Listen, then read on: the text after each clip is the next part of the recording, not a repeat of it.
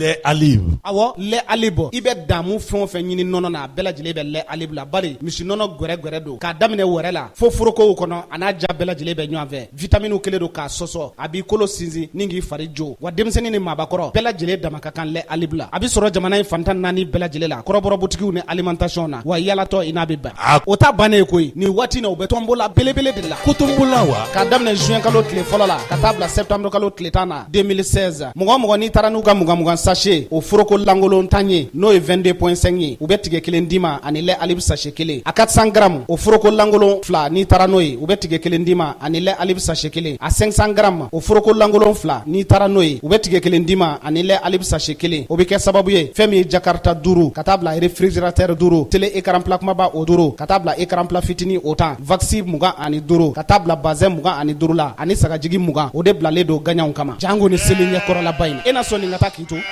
ka cɛ n b'a f'i ye sisan ne ni n ka denbaya bɛ don nin sanni na n'o ye nɔnɔ alibi ye